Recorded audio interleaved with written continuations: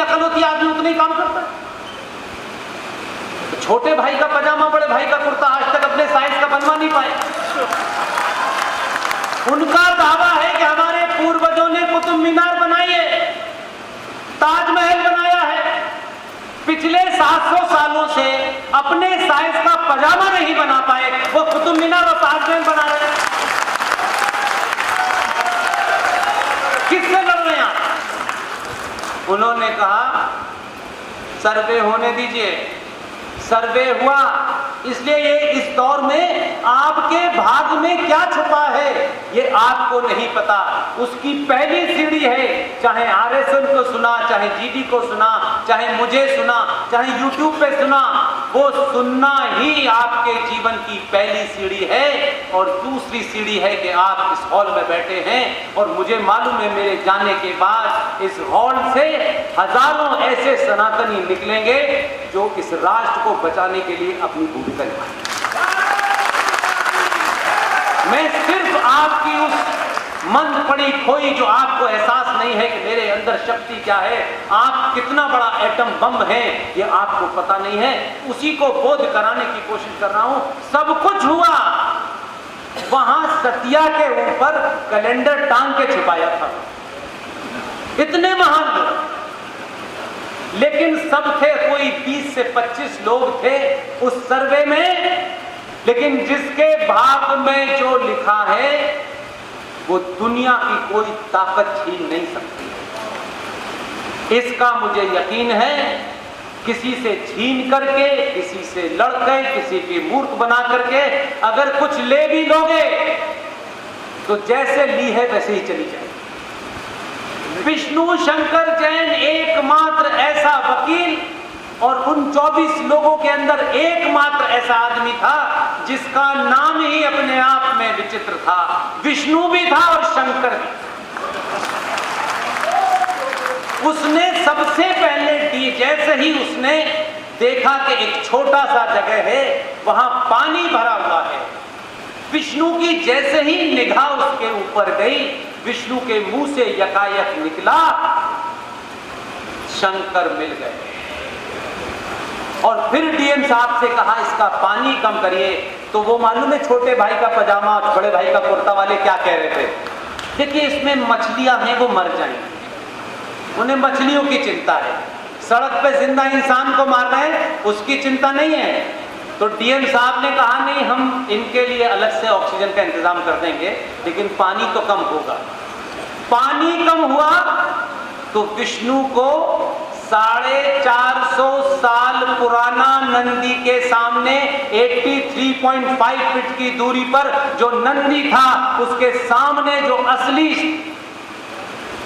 हमारा शिव की मूर्ति थी वो सामने थी, और उसने कहा यही भगवान शंकर है। इतना कहना था, बस बवाल हो गया, भागे भागे गए। इतने मूर्ख हैं ये, क्योंकि इनका अकल मैंने बताया कहां है। ये कहा सुप्रीम कोर्ट पहुंच गए, जज साहब से बोले कि देखिए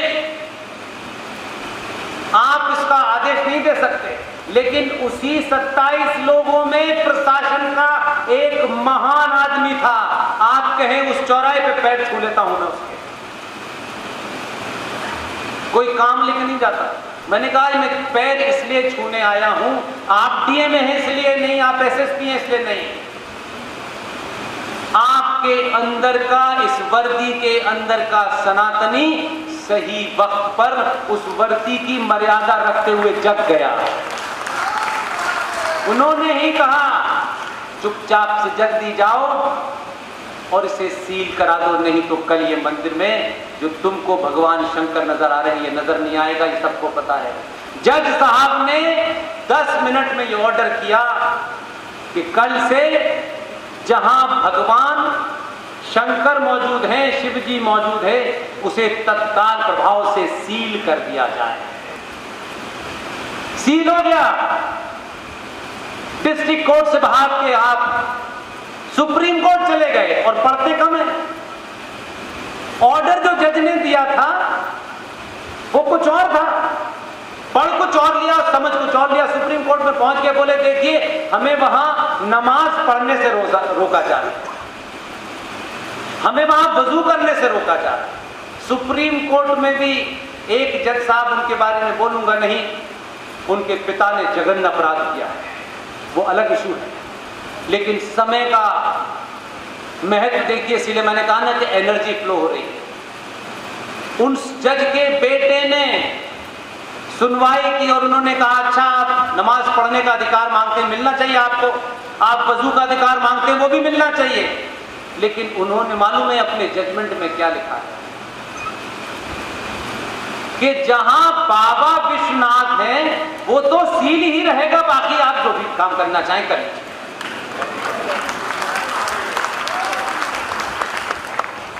विष्णु शंकर जैन, मैं फिर बता रहा हूं, किसी कोर्स की किताब में नहीं पढ़ाया जाएगा कि विष्णु शंकर जैन ने क्या किया, यह नहीं पढ़ाया जाएगा। करोड़ों करोड़ों सनातनियों को अनंत काल तक विष्णु शंकर जैन याद रखता। इसलिए पत्थर कहां लगे, मेरे नाम का लगे, इसका महत्व नहीं होता। इसलिए मैं बार बार कह रहा हूं ये एनर्जी फ्लो हो रही है, और ये एनर्जी जो यहां से गई थी, आपके शास्त्रों को चुरा के ले गए, आपके ज्ञान को चुरा के ले गए, उससे उन्होंने कुछ बना जरूर लिया, लेकिन जो आपके मंदिर हैं जिनके बारे में इस देश के पुजारियों को नहीं पता, पंडितों को नहीं पता, और बड़े बड़े ज्ञानी तो बात ही नहीं करते हैं। ये जो मंदिर हैं भारत में, इन मंदिरों की बात नहीं कर रहा जो आजकल आपको जगह जगह दिख जाते हैं कुकुर मुत्ते की तरह, उनकी बात नहीं कर रहा। जो हमारे मंदिर हैं, हर मंदिर प्राण प्रतिष्ठा के बाद होता है, और इन मंदिरों का निर्माण ऐसे ही नहीं होता कि चलो यहां मंदिर बना। आजकल होने लगा है, मैंने सुना है कि एक कोई चमन मियां थे, उनको भी आजकल आपने मंदिर में बिठा दिया है, और वो भी कुछ, उनकी भी दुकान चला पड़ी है आपने। उस दौर से लेके आज तक जितने भी भारत के अंदर ये ज्योतिर्लिंग हैं, ये ऐसे ही नहीं बने हुए कि चलो उज्जैन में लगा दिया, महाकालेश्वर में लगा दिया, ये ऐसे ही नहीं लगे हुए हैं। आज के बच्चों के पास जानने के लिए वो चीजें हैं। एक प्रवीण कुमार नाम का एक युवा है, उसका किसी को कोई स्रोत नहीं मिल सकता। पूरे देश के मंदिरों पर एक युवा लड़का इतनी बेहतरीन रिसर्च कर रहा है, बाहर से छोड़ के आया है। और ये दीवानगी उसको सोची, जो बच्चे यहां से अमेरिका जाना चाहते हैं वो अमेरिका से लौट आया है, बोला वहां कुछ नहीं रखा है, सिर्फ बड़ी बड़ी बिल्डिंगों में हमारी ही चीजें रखी हुई हैं और कुछ नहीं। हर ज्योतिर्लिंग जहां जहां लगाया गया है उसकी स्थापना का कारण समझिए। ये नहीं था कि वहां चंदा ज्यादा आता था इसलिए लगा दिया गया है। या आज सिर्फ जो मंदिर में प्रसाद लेते हैं और देते हैं उन्हें कुछ पता नहीं है, क्योंकि पता करना भी नहीं चाहते, क्योंकि उनका ध्यान कहीं और है कि ये 5 रुपए की थाली है, ये 15 रुपए की थाली है, वीआईपी आ गया तो सबको हटा दो। मंदिर की लाइन में जो सबसे आगे कमजोर खड़ा है वही वीआईपी है। कोई वीआईपी नहीं होना चाहिए। आप मंदिर के पट बदल देंगे, आप पूजा की पद्धति बदल देंगे, क्योंकि बड़ा अमीर आदमी आ गया है, ज्यादा चंदा देगा, तो आपकी निगाह चंदा में है, आपकी निगाह उस पूजा में नहीं है। स्वीकार कीजिए।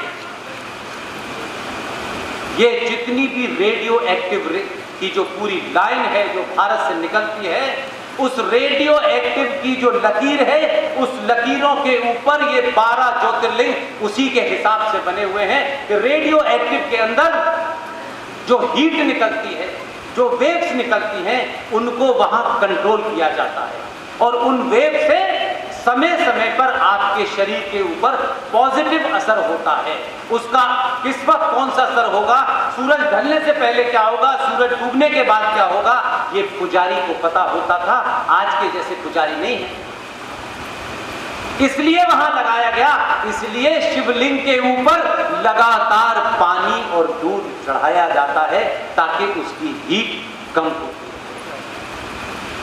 इसीलिए शबरीमला के अंदर एक विशेष दिन 4-5 दिन महीने में किसी महिला को वहां जाने की मनाही होती है। उसके पीछे जेंडर जस्टिस का झगड़ा नहीं है कि महिलाओं का अधिकार कम है, महिला कमजोर है इसलिए वो मंदिर में नहीं जा सकती।